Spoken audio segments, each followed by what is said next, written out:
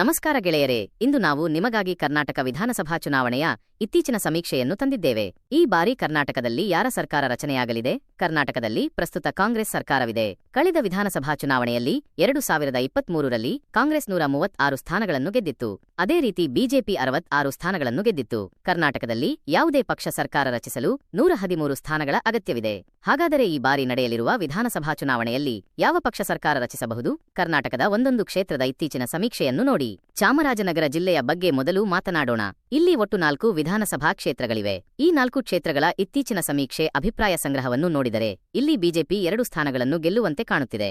ಅದೇ ಸಮಯದಲ್ಲಿ ಕಾಂಗ್ರೆಸ್ ಕೂಡ 2 ಸ್ಥಾನಗಳನ್ನು ಗೆಲ್ಲುವಂತೆ ಕಾಣುತ್ತಿದೆ.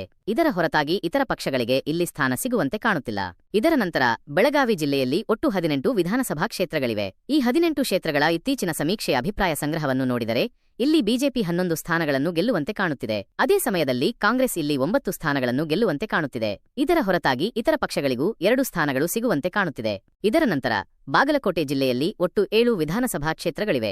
ಈ 7 ಕ್ಷೇತ್ರಗಳ ಇತ್ತೀಚಿನ ಸಮೀಕ್ಷೆ ಅಭಿಪ್ರಾಯ ಸಂಗ್ರಹವನ್ನು ನೋಡಿದರೆ ಇಲ್ಲಿ ಬಿಜೆಪಿ 4 ಸ್ಥಾನಗಳನ್ನು ಗೆಲ್ಲುವಂತೆ ಕಾಣುತ್ತಿದೆ. ಅದೇ ಸಮಯದಲ್ಲಿ ಕಾಂಗ್ರೆಸ್ ಇಲ್ಲಿ 3 ಸ್ಥಾನಗಳನ್ನು ಗೆಲ್ಲುವಂತೆ ಕಾಣುತ್ತಿದೆ. ಇದರ ಹೊರತಾಗಿ ಇತರ ಪಕ್ಷಗಳಿಗೆ ಇಲ್ಲಿ ಸ್ಥಾನ ಸಿಗುವಂತೆ ಕಾಣುತ್ತಿಲ್ಲ. ಇದರ ನಂತರ ವಿಜಯಪುರ ಜಿಲ್ಲೆಯಲ್ಲಿ ಒಟ್ಟು 8 ವಿಧಾನಸಭಾ ಕ್ಷೇತ್ರಗಳಿವೆ. ಈ 8 ಕ್ಷೇತ್ರಗಳ ಇತ್ತೀಚಿನ ಸಮೀಕ್ಷೆ ಅಭಿಪ್ರಾಯ ಸಂಗ್ರಹವನ್ನು ನೋಡಿದರೆ ಇಲ್ಲಿ ಬಿಜೆಪಿ 5 ಸ್ಥಾನಗಳನ್ನು ಗೆಲ್ಲುವಂತೆ ಕಾಣುತ್ತಿದೆ. ಅದೇ ಸಮಯದಲ್ಲಿ ಕಾಂಗ್ರೆಸ್ ಇಲ್ಲಿ 3 ಸ್ಥಾನಗಳನ್ನು ಗೆಲ್ಲುವಂತೆ ಕಾಣುತ್ತಿದೆ. ಇದರ ಹೊರತಾಗಿ ಇತರ ಪಕ್ಷಗಳಿಗೆ ಇಲ್ಲಿ ಸ್ಥಾನ ಸಿಗುವಂತೆ ಕಾಣುತ್ತಿಲ್ಲ. ಇದರ ನಂತರ ಕಲಬುರಗಿ ಜಿಲ್ಲೆಯಲ್ಲಿ ಒಟ್ಟು 9 ವಿಧಾನಸಭಾ ಕ್ಷೇತ್ರಗಳಿವೆ. ಈ 9 ಕ್ಷೇತ್ರಗಳ ಇತ್ತೀಚಿನ ಸಮೀಕ್ಷೆ ಅಭಿಪ್ರಾಯ ಸಂಗ್ರಹವನ್ನು ನೋಡಿದರೆ ಇಲ್ಲಿ ಬಿಜೆಪಿ 5 ಸ್ಥಾನಗಳನ್ನು ಗೆಲ್ಲುವಂತೆ ಕಾಣುತ್ತಿದೆ. ಅದೇ ಸಮಯದಲ್ಲಿ ಕಾಂಗ್ರೆಸ್ ಇಲ್ಲಿ 3 ಸ್ಥಾನಗಳನ್ನು ಗೆಲ್ಲುವಂತೆ ಕಾಣುತ್ತಿದೆ. ಇದರ ಹೊರತಾಗಿ ಇತರ ಪಕ್ಷಗಳಿಗೆ 1 ಸ್ಥಾನ ಸಿಗುವಂತೆ ಕಾಣುತ್ತಿದೆ. ಇದರ ನಂತರ ಯಾದಗಿರಿ ಜಿಲ್ಲೆಯಲ್ಲಿ ಒಟ್ಟು 4 ವಿಧಾನಸಭಾ ಕ್ಷೇತ್ರಗಳಿವೆ. ಈ 4 ಕ್ಷೇತ್ರಗಳ ಇತ್ತೀಚಿನ ಸಮೀಕ್ಷೆ ಅಭಿಪ್ರಾಯ ಸಂಗ್ರಹವನ್ನು ನೋಡಿದರೆ ಇಲ್ಲಿ ಬಿಜೆಪಿ 3 ಸ್ಥಾನಗಳನ್ನು ಗೆಲ್ಲುವಂತೆ ಕಾಣುತ್ತಿದೆ. ಅದೇ ಸಮಯದಲ್ಲಿ ಕಾಂಗ್ರೆಸ್ ಇಲ್ಲಿ 1 ಸ್ಥಾನವನ್ನು ಗೆಲ್ಲುವಂತೆ ಕಾಣುತ್ತಿದೆ. ಇದರ ಹೊರತಾಗಿ ಇತರ ಪಕ್ಷಗಳಿಗೆ ಇಲ್ಲಿ ಸ್ಥಾನ ಸಿಗುವಂತೆ ಕಾಣುತ್ತಿಲ್ಲ. ಸ್ನೇಹಿತರೆ, ಮೇಲೆ ನೋಡಬಹುದು, ನಾವು ಕರ್ನಾಟಕದ 224 ಕ್ಷೇತ್ರಗಳಲ್ಲಿ 50 ಕ್ಷೇತ್ರಗಳ ಇತ್ತೀಚಿನ ಸಮೀಕ್ಷೆಯನ್ನು ನೋಡಿದ್ದೇವೆ. ಇದರಲ್ಲಿ ಬಿಜೆಪಿ 28 ಸ್ಥಾನಗಳನ್ನು ಮತ್ತು ಕಾಂಗ್ರೆಸ್ 18 ಸ್ಥಾನಗಳನ್ನು ಪಡೆದಿದೆ. ಇದರ ಹೊರತಾಗಿ ಇತರರು 3 ಸ್ಥಾನಗಳನ್ನು ಪಡೆಯುತ್ತಿದ್ದಾರೆ.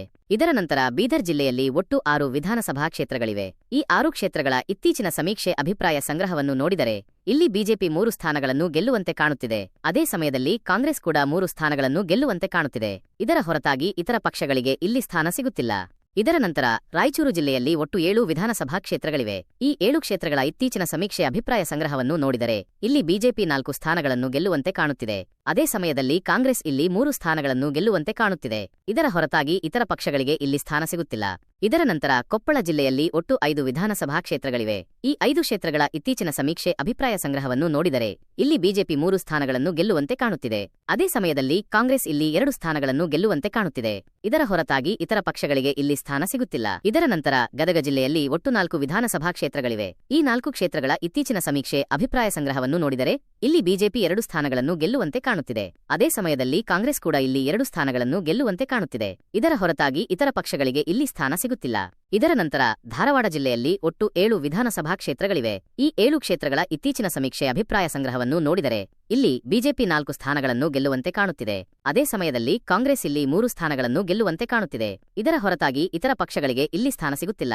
ಇದರ ನಂತರ ಉತ್ತರ ಕನ್ನಡ ಜಿಲ್ಲೆಯಲ್ಲಿ ಒಟ್ಟು 6 ವಿಧಾನಸಭಾ ಕ್ಷೇತ್ರಗಳಿವೆ. ಈ 6 ಕ್ಷೇತ್ರಗಳ ಇತ್ತೀಚಿನ ಸಮೀಕ್ಷೆ ಅಭಿಪ್ರಾಯ ಸಂಗ್ರಹವನ್ನು ನೋಡಿದರೆ ಇಲ್ಲಿ ಬಿಜೆಪಿ 4 ಸ್ಥಾನಗಳನ್ನು ಗೆಲ್ಲುವಂತೆ ಕಾಣುತ್ತಿದೆ. ಅದೇ ಸಮಯದಲ್ಲಿ ಕಾಂಗ್ರೆಸ್ ಇಲ್ಲಿ 2 ಸ್ಥಾನಗಳನ್ನು ಗೆಲ್ಲುವಂತೆ ಕಾಣುತ್ತಿದೆ.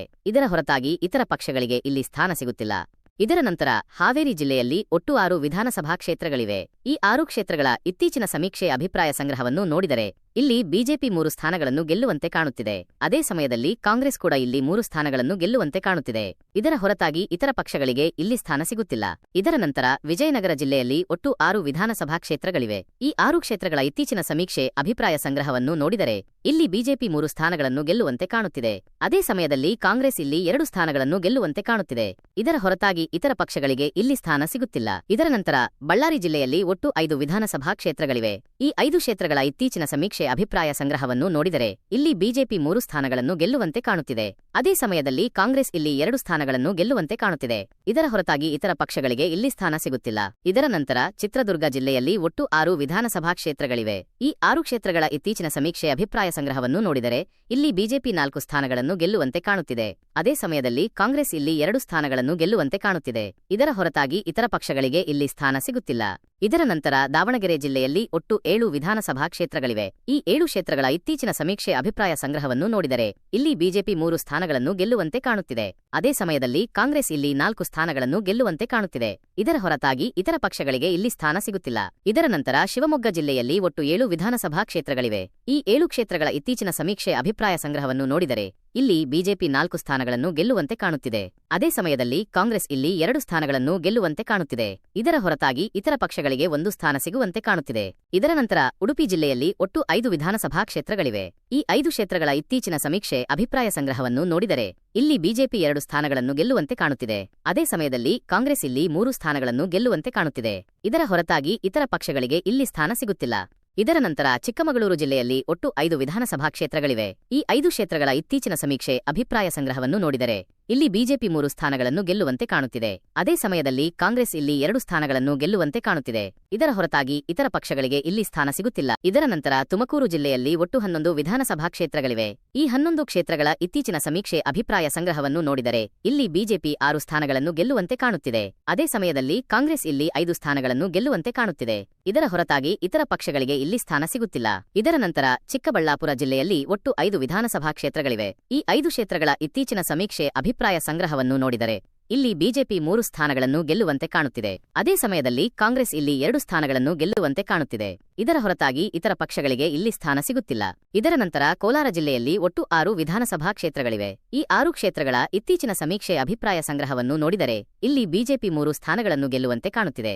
ಅದೇ ಸಮಯದಲ್ಲಿ ಕಾಂಗ್ರೆಸ್ ಕೂಡ ಇಲ್ಲಿ 3 ಸ್ಥಾನಗಳನ್ನು ಗೆಲ್ಲುವಂತೆ ಕಾಣುತ್ತಿದೆ. ಇದರ ಹೊರತಾಗಿ ಇತರ ಪಕ್ಷಗಳಿಗೆ ಇಲ್ಲಿ ಸ್ಥಾನ ಸಿಗುತ್ತಿಲ್ಲ.